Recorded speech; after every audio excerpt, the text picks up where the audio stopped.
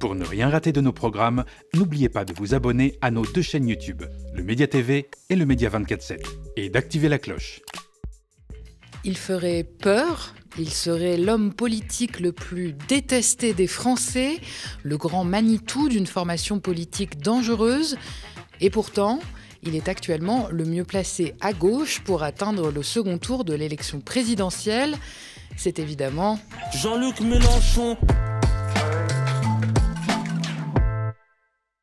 Bonjour et bienvenue dans le récap. Nous sommes le mercredi 12 novembre, à environ 18 mois de l'élection présidentielle, puisque, sauf coup de théâtre, Emmanuel Macron ne semble pas pressé de rendre les clés de l'Élysée, du moins avant la fin de son bail. Dans l'ombre, les prétendants au trône sortent peu à peu du bois au fil des mois. La dernière en date, à gauche, n'est autre que Marine Tondelier. La patronne des écologistes a grillé la politesse à son propre parti le 22 octobre dernier en se lançant dans la course avant même la désignation interne prévue pour décembre. Reste pour elle à remporter la fameuse primaire de la gauche, serpent de mer qu'elle appelle de ses vœux depuis belle lurette. À ses côtés, d'autres se préparent à enfiler les gants. Clémentine Autain, la députée de Seine-Saint-Denis pour l'après, et François Ruffin, député de la Somme, sous les couleurs de son propre parti Debout. Et puis, dans un retour que personne n'attendait vraiment, ou alors juste pour le folklore, Ségolène Royal est elle aussi entrée dans la danse. L'ancienne ministre et candidate à la présidence n'a visiblement pas rangé ses ambitions au grenier. Le 21 juillet dernier, elle assurait ne pas vouloir se dérober pour une potentielle primaire de la gauche. Chez certains, l'instinct de candidature survit à tout, même aux urnes. Toujours est-il que cette histoire de primaire est loin d'être acquise. En tout cas, certains partis du NFP s'y opposent. C'est notamment le cas de Raphaël Glucksmann et de Place Publique, mais aussi de la France Insoumise qui refuse pour l'heure d'y participer. Ces tractations internes autour d'une éventuelle primaire ne sont pas le propre de la gauche. À droite aussi, les stratégies divergent. David Linard ou encore Laurent Wauquiez plaident pour. Le chef de file des députés de la droite républicaine et candidat humilié à la présidence de LR réclame même l'union avec les droites extrêmes. De Gérald Darmanin à Sarah Knafo, a-t-il dit. D'autres personnalités de droite, comme Édouard Philippe, déjà positionné pour 2027, ne veut lui pas en entendre parler. Mais pendant ce temps-là, les instituts de sondage tournent à plein régime. Ils testent des noms chaque semaine et à ce jour, tout indique que la reconfiguration du paysage politique français, embrayée depuis l'élection d'Emmanuel Macron en 2017, n'est pas terminée. Le bloc central et les partis traditionnels décrochent complètement. Et au milieu de tout ça, deux tendances font beaucoup parler. L'avance annoncée du RN dans un premier temps, mais également la position de Jean-Luc Mélenchon. Et le moins que l'on puisse dire, c'est que ça en inquiète certains. On écoute Paul Melun, écrivain et éditorialiste habitué des plateaux de CNews. Jean-Luc Mélenchon est en croissance, Édouard Philippe est en diminution, et Bardella ou Marine Le Pen sont sur des plateaux tellement hauts que personne ne pourra leur contester d'entrer au second tour. Donc là, on est face à quelque chose qui serait de l'ordre du séisme politique. Quelque chose qu'on n'a pas vu, j'allais dire depuis 1958. Je pourrais mettre aussi dedans la 4e République, voire presque faire une généalogie de la 3e République. C'est-à-dire que deux partis qui ne représentent pas la gauche modérée de gouvernement et la droite modérée de gouvernement ne seront au second tour. Et les partis du bloc central, la constellation du bloc central, du PS au LR modéré, on recevait ici il y a quelques semaines Madame Pécresse, seront complètement exclus du jeu politique, alors que c'est ce personnel politique-là qui gère le pays depuis 1958. Et ça, c'est un changement de paradigme total. Et je me demande ce soir ce que peuvent se dire les leaders du bloc central. La responsabilité qui leur incombe face à un tel score. Que pourront faire, si on fait de la politique fiction, puisque c'est notre thème ce soir, que pourront faire des Gabriel Attal, des Édouard Philippe, des Gérald Darmanin, qui sont tous les deux en recul, tous les trois en recul, ou même Madame Braun-Pivet, Madame Borne. Que feront tous ces gens si demain ils ont à choisir entre Jean-Luc Mélenchon et Jordan Bardella? Bon, on le sait, les sondages sont à manipuler avec précaution, surtout quand le scrutin est encore loin. Ce ne sont que des instantanés, des intentions de vote. Si l'élection avait lieu dimanche prochain, c'est ce qu'a rappelé Hugo Touzé, sociologue et spécialiste des sondages, sur le plateau de Toujours Debout. C'était le 3 novembre dernier. L'entretien est d'ailleurs à retrouver en intégralité sur notre chaîne YouTube Le Média. Et d'ailleurs, il met surtout en garde garde contre un travers classique, la surévaluation de la droite et de l'extrême droite, qui donne l'illusion d'un paysage politique plus favorable à ces camps qu'il ne l'est réellement. L'extrême droite est toujours très survalorisée dans les sondages, très surreprésentée dans les sondages. Effectivement, ils sont régulièrement mis au-delà de 30%. Je rappelle que sur les 2 dernières élections présidentielles, Marine Le Pen finit à 21% et à 23%. Donc on est très loin, c'est des scores très importants, j'essaye pas de les minimiser. Mais comment ça s'explique justement ? Alors il y a plusieurs manières de les expliquer. Peut-être il faut rentrer, sans être trop précis, mais dans la technique un peu des sondages. Aujourd'hui, les sondages, ils sont faits majoritairement sur Internet. C'est-à-dire que vous avez des panels constitués de gens qui sont inscrits pour répondre à des sondages. Et on sait que ces panels ne sont pas totalement représentatifs de la majorité de la population dans son ensemble. Ils vont sur des enjeux politiques, par exemple, on sait que ça va être des gens davantage politisés, qui vont davantage suivre l'actualité. Et on sait que ce sont aussi des gens qui vont être tendanciellement plus à droite. Par exemple, ces enquêtes qui ont été montrées notamment par Nona Mayer, Vincent Tiberi, si on pose des mêmes questions à un panel en ligne ou à un panel au téléphone ou en face à face sur les modes d'administration, les gens en ligne, pour le dire vite, vont être plus racistes, avoir des scores plus racistes sur les mêmes questions que d'autres modes d'autres modes d'administration des questionnaires. Ça, c'est la première chose. Ensuite, on sait par exemple que sur ces panels, les ouvriers non qualifiés sont moins présents. Or, en sociologie électorale, on sait que les ouvriers, pas dans leur ensemble, votent davantage pour Marine Le Pen, mais surtout les ouvriers qualifiés. Les ouvriers qualifiés vont davantage voter pour Marine Le Pen, alors que les ouvriers non qualifiés vont soit davantage voter pour la gauche, soit s'abstenir. Et comme dans ces panels, les ouvriers qualifiés sont surreprésentés, vous pouvez avoir aussi un effet de surreprésentation du vote RN. À l'inverse, Jean-Luc Mélenchon ne bénéficie pas vraiment des charmes des sondages, surtout à cette distance de l'élection, on l'a dit. L'analyse démontre que plus le scrutin est lointain, plus les personnes sûres d'aller voter appartiennent aux catégories aisées et diplômées, celles qui ont tendance à bouder LFI. Résultat, le paysage sondagier est un miroir quelque peu déformant qui fait les beaux jours de la droite et de l'extrême droite, tout en laissant la gauche radicale dans l'angle mort. Et puis, vous avez aussi un autre élément qui explique, par exemple, pourquoi Jean-Luc Mélenchon est toujours assez loin dans les sondages qui sont éloignés de l'élection de son score final. C'est aussi que quand vous demandez aux gens pour qui allez-vous voter, vous prenez en compte une certitude de vote. C'est-à-dire que vous demandez aux gens, sur une échelle de 0 à 10, êtes-vous sûr d'aller voter ? D'accord. Et plus on est à distance d'une élection, plus on est loin d'une élection, plus les gens qui sont certains d'aller voter ont des caractéristiques spécifiques. Ça va plutôt être, pour le dire vite, les catégories aisées, diplômés, les CSP+, j'aime pas utiliser cette expression, mais globalement les CSP+. Et ces gens-là, ils votent moins pour Jean-Luc Mélenchon. Plus vous vous approchez de l'élection, plus la campagne va devenir un élément central, plus ça va prendre l'ensemble de l'actualité, plus les classes populaires qui sont plus nombreuses dans l'électorat, par exemple de la France insoumise, vont s'intéresser à l'élection, vont répondre aux questions de sondage et donc mécaniquement faire monter le score de Jean-Luc Mélenchon. Ce qui explique par exemple qu'à ce stade de l'élection, on puisse avoir l'impression, comme c'était le cas avec Anne Hidalgo, aujourd'hui avec Glucksmann, que Jean-Luc Mélenchon et Glucksmann soient à peu près au même point. On peut à peu près faire l'hypothèse que plus on va s'approcher de l'échéance, plus Glucksmann va baisser et plus Mélenchon va monter, parce que les catégories populaires qui sont encore aujourd'hui à distance de l'élection, à distance de ces questions-là, et donc peu prises en compte dans les sondages, vont l'être davantage. Toujours est-il qu'à 18 mois de l'échéance, jamais les sondages et leur nombreux biais n'ont placé le tribun insoumis aussi haut dans les intentions de vote, avec ses 12,5% dans l'ensemble de la population. La dynamique est donc plutôt bonne pour les insoumis, même si le grand patron refuse publiquement d'y accorder de l'attention. Comme à son habitude, il ne manque pas de les balayer avec une petite phrase bien sentie politiquement, je le cite, « Des sondages qui n'interrogent pas les dom-toms, comment voulez-vous que je prenne ça au sérieux ? Quand il y a un sondage à mon sujet, je pars avec 5 points en moins à chaque fois. » Jean-Luc Mélenchon préfère l'action aux prédictions. Et ces derniers jours, il a multiplié les sorties, notamment le dimanche 2 novembre, en faisant une apparition remarquée dans un marché populaire de Choisy-le-Roi, pour ne pas dire un bain de foule. Rien d'étonnant, le candidat y avait frôlé les 43% des voix au premier tour en 2022. Et il semble que rien n'ait vraiment changé là-bas depuis. Accueilli comme une rockstar par les habitants, tous réclamant leur petit selfie.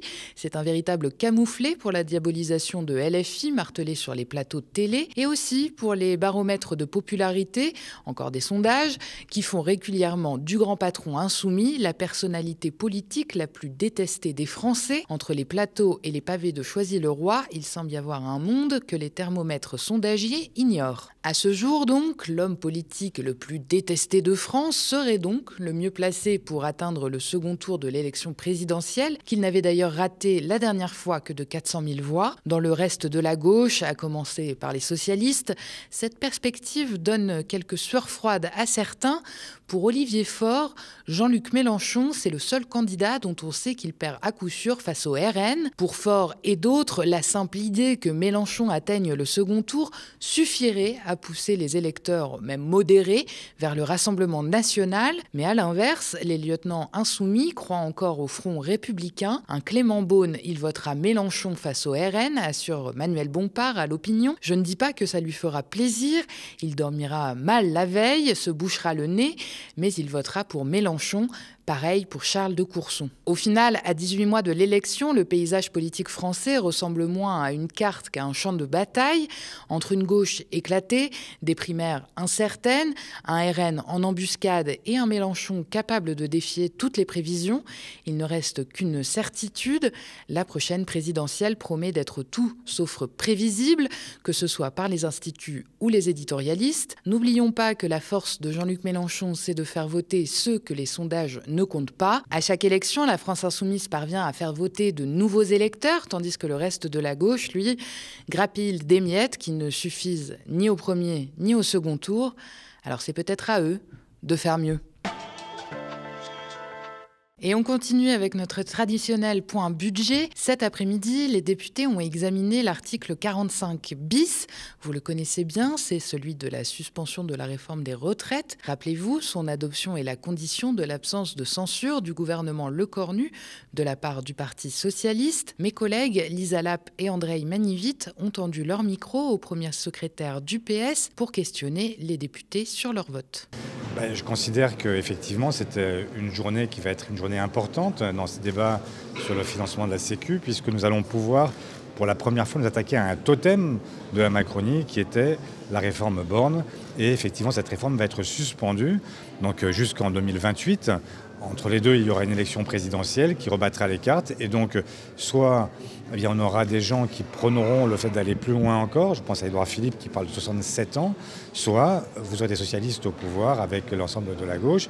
Et là, vous aurez la possibilité de revenir à 62 ans, comme nous nous y sommes engagés.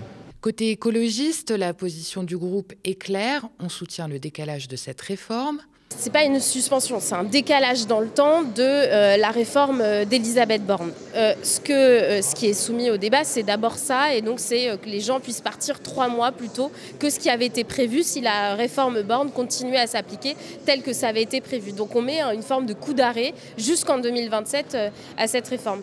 Bien, je crois qu'il ne faut pas s'opposer quand il y a une amélioration de la vie pour les gens. Il ne faut pas s'opposer à cela à l'Assemblée nationale tout en continuant à demander et à se mobiliser pour l'abrogation de la réforme des retraites. Et c'est le sens de notre amendement, puisque nous souhaitons qu'il y ait un débat dès 2027, que ce soit inscrit dans la loi, que les parlementaires doivent débattre de cette question de l'abrogation de la réforme des retraites. Pour LFI, en revanche, il n'est pas question de voter pour.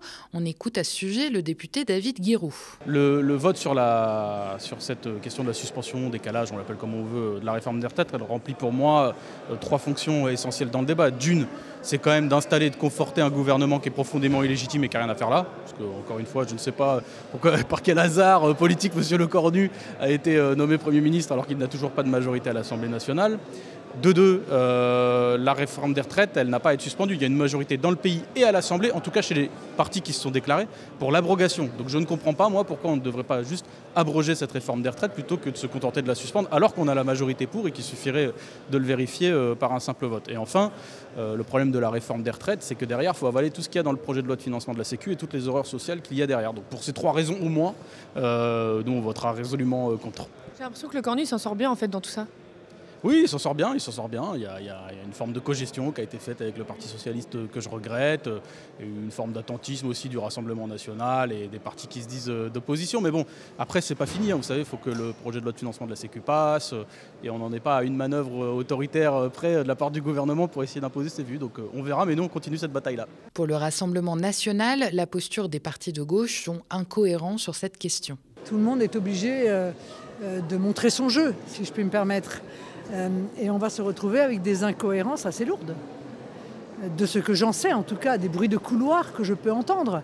Puisque les LR, qui depuis 1 an n'ont eu de cesse de hurler à la mort concernant la réforme Borne, vont s'abstenir sur la suspension. C'est quand même une lourde incohérence de leur part. Tout ça pour éviter de revenir aux élections. Ça prouve qu'ils apportent beaucoup d'intérêt à leur confort personnel. Je crois savoir qu'un certain nombre de partis de gauche vont voter contre la suspension, alors qu'ils sont eux-mêmes contre la réforme des retraites. Enfin, je ne sais pas si un Français va réussir à s'y retrouver, mais ce qui est sûr, l'explication qui est la bonne, c'est qu'ils font passer leurs intérêts personnels avant l'intérêt des Français. Au Rassemblement National, nous sommes totalement cohérents. Nous sommes contre la réforme Borne. Nous avons donc voté pour la suspension de cette réforme. Du côté des syndicats, la CGT appelle à faire grève et à manifester le 2 décembre prochain. Ce matin, sur RMC, la secrétaire générale de la CGT, Sophie Binet, appelait les députés à demander au gouvernement de tenir vraiment parole et de mettre en place une vraie suspension de la réforme des retraites. En déplacement à Toulouse ce mercredi, Emmanuel Macron a été accueilli par un convoi d'agriculteurs en colère. À l'appel de la FNSEA et des jeunes agriculteurs, environ 200 personnes ont manifesté au sud-ouest de la ville Rose. Ces derniers reprochent au président son changement de position concernant l'accord entre l'UE et le Mercosur. Si Macron se disait plutôt opposé à cet accord commercial, jeudi dernier, le président a fait volte-face et le qualifie désormais de positif. Notre correspondant Scott Dubois s'est rendu sur place où il a pu échanger avec les agriculteurs qui attendent un positionnement plus clair de la part du chef de l'État. Aujourd'hui, on est ici. Déjà, je pense que c'est le président Macron qui a un peu déclenché notre venue, de par ses déclarations à la COP au Brésil, où il a annoncé qu'il devenait plutôt favorable à signer les accords du Mercosur, alors que quelques temps avant, en France, il nous a dit qu'il était contre. C'est quand même, on va dire, la goutte d'eau qui a fait déborder le vase. Au Brésil, il a dit que le Mercosur le satisfaisait, alors que nous, quand il est venu dans l'Aveyron, il a dit qu'il ne signerait pas le Mercosur. Et même, je me souviens à Paris, au Salon d'Agriculture, il a dit qu'il ne signerait pas le Mercosur. Donc il va falloir qu'il clarifie sa position. Ça fait quasiment 2 ans qu'on a commencé à sortir, avec les grosses mobilisations longues que tout le monde a connues. Depuis, il n'y a pas grand-chose qui a bougé. On n'est toujours pas considéré, on nous fait des belles paroles, mais rien n'avance. On nous met des contraintes en permanence, toujours un peu plus. Il y a de la concurrence déloyale, ne serait-ce que même avec les pays voisins de la France. Ça, on n'en peut plus. On n'en peut plus de ne pas être traité sur la même pied d'égalité que nos voisins. Il faut qu'on travaille tous sur le même pied d'égalité. On veut une Europe soudée. Soyons cohérents sur toutes les normes appliquées à tous les pays européens. Pour rappel, ce traité vise à faciliter les échanges commerciaux entre l'Union européenne et les pays d'Amérique du Sud. Depuis plusieurs années, celui-ci suscite des inquiétudes, notamment chez les agriculteurs. Nous, en France, on a des produits qu'on applique sur nos cultures qui sont de plus en plus rares. Là-bas, en Amérique du Sud, il y a une quantité de produits autorisés que nous, on a interdit depuis des années ici. Donc on va importer, on va faire entrer que ce soit de la viande, du lait, des céréales, des graines, où il y a des produits appliqués dessus qui sont interdits en France. Je vais vous citer notre slogan phare, n'importons pas l'agriculture que nous ne voulons pas. On ne peut pas et on ne veut pas la produire ici parce qu'on souhaite produire toujours plus vert, mais aussi on souhaite garder un revenu. Ça va être une source de concurrence déloyale parce que ça sera des cultures qui coûtent moins cher à produire, qui seront vendues moins cher en France, et donc nous on perdra des marchés. On ouvre les marchés à des produits qui ont des coûts de production nettement inférieurs aux nôtres. Donc comment voulez-vous qu'on soit concurrentiel? Là, il y a toujours distorsion de concurrence.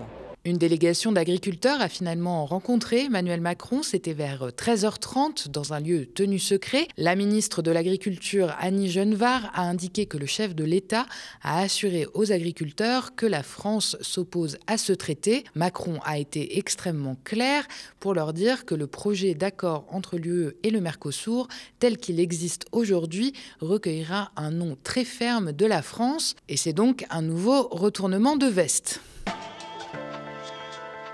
Et on termine avec un petit peu d'actualité internationale. Au Kazakhstan, les députés ont adopté ce mercredi plusieurs amendements contre la promotion des propagandes de l'orientation sexuelle non traditionnelle et de la pédophilie, je cite évidemment. Les amendements prévoient notamment un étiquetage obligatoire pour tout matériel public évoquant les thèmes liés aux personnes LGBT+, livres, films, programmes télévisés, affiches ou encore contenus en ligne. Cette initiative fait suite à une pétition de 2024 signée par 50 000 personnes exigeant des restrictions sur la représentation publique LGBT+, pour protéger les enfants, je cite, de la promotion des relations non traditionnelles. Hier, plusieurs ONG ont appelé les parlementaires à rejeter ces mesures homophobes.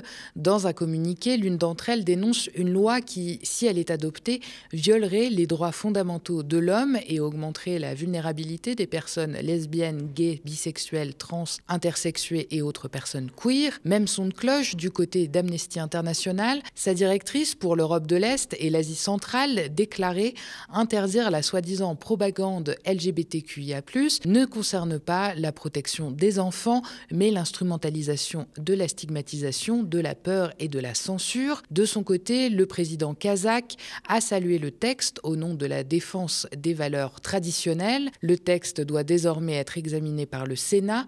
En cas d'adoption, la loi prévoirait des amendes, voire 10 jours de prison pour les récidivistes. Et pour terminer, on l'a appris tout à l'heure, l'écrivain Boualem Sansal, incarcéré depuis novembre 2024 en Algérie, va être gracié par le président Tebboune grâce à une médiation de son homologue allemand. Atteint d'un cancer de la prostate, l'homme de 81 ans va être transféré outre-Rhin pour des motifs humanitaires. Pour rappel, l'écrivain franco-algérien avait été condamné à 5 années de prison pour atteinte à la sûreté nationale. Tout serait parti de cette interview qu'il a donnée en octobre dernier pour le média d'extrême droite Frontières. 1 heure d'entretien qu'on va vous épargner, mais dans lequel il a tenu plusieurs propos polémiques. Il a par exemple affirmé que l'Algérie avait hérité sous la colonisation française de territoires appartenant jusque-là au Maroc, comme les villes d'Oran et Mascara, situées dans l'ouest algérien. Nos reporters Lisa Lapp et Andrei Manivit étaient tout à l'heure à l'Assemblée nationale. Ils ont demandé aux politiques ce qu'ils pensaient de cette grâce présidentielle. Jean-Philippe Tanguy, député du Rassemblement national, et Olivier Faure, premier secrétaire du Parti socialiste, salue sa libération et la collaboration diplomatique entre l'Algérie et l'Allemagne. Un immense soulagement pour nous toutes et tous. Ça prouve que la façon de procéder était la meilleure, c'était la diplomatie. Et je me réjouis pour lui, pour sa famille, pour toutes celles et ceux qui l'ont lu et qui voient en lui un immense auteur. Et donc, on ne peut pas être condamné pour sa pensée. Ça devrait être une règle partout dans le monde. Et je me réjouis que le régime algérien ait fini par l'entendre. La diplomatie, c'est souvent l'art de la discrétion. C'est la capacité à avancer sans pour autant en faire à chaque étape un outil de communication. Et c'est vrai que montrer ses muscles, ça ne sert souvent pas à grand-chose. Voilà. Et donc la preuve en est faite une fois encore. Il reste encore Christophe Glaise. Oui, absolument. Et il faut continuer à penser à lui et continuer à travailler dans les mêmes conditions et faire en sorte qu'il soit lui aussi libéré. Nous saluons avec beaucoup d'émotion la libération de notre compatriote et nous pensons très fort à notre autre compatriote injustement et encore emprisonné aujourd'hui en Algérie, Christophe Glaise, et à sa famille. Le cas de Boualem Sansal était au cœur d'une grave crise diplomatique entre l'Algérie et la France. Son incarcération avait envenimé la brouille entre Paris et Alger, déclenchée en juillet 2024 par la reconnaissance par la France d'un plan d'autonomie sous souveraineté marocaine pour le Sahara occidental. Des tensions qui se sont encore aggravées par la suite, notamment après qu'Emmanuel Macron ait suspendu un accord datant de 2013 qui exemptait les passeports officiels et diplomatiques algériens de visa. Merci d'avoir regardé cette nouvelle édition du Récap. N'hésitez pas à nous laisser vos impressions en commentaire si vous nous regardez sur YouTube ou via email si vous nous regardez à la télé. Et souvenez-vous, il y a un peu plus d'1 an, le média a été auditionné par l'Arcom pour investir la TNT, mais plutôt qu'une chaîne libre et indépendante comme la nôtre, l'Arcom a préféré le projet du milliardaire Daniel Kretinsky. Et aujourd'hui, de nouveaux canaux se libèrent sur la TNT nationale et la TNT francilienne. Alors le média compte bien y candidater si l'Arcom en décide ainsi. Et comme toujours, nous porterons un projet commun avec nos camarades médias indépendants qui le désirent. Alors si ce projet vous intéresse et que vous voulez nous soutenir, signez et faites signer notre pétition sur tntdesindés.fr. Et n'oubliez pas que l'indépendance a un coût. Alors si vous avez envie de nous donner un précieux coup de pouce, n'hésitez pas à vous abonner aux médias ou à faire un don sur notre site internet. Vous pouvez aussi parler de nous autour de vous et nous suivre sur les réseaux sociaux. Et d'ailleurs, en attendant la TNT, retrouvez-nous sur nos 2 chaînes YouTube, Le Média et Le Média 24/7 pour ne rien rater de nos programmes. Très bonne soirée sur Le Média.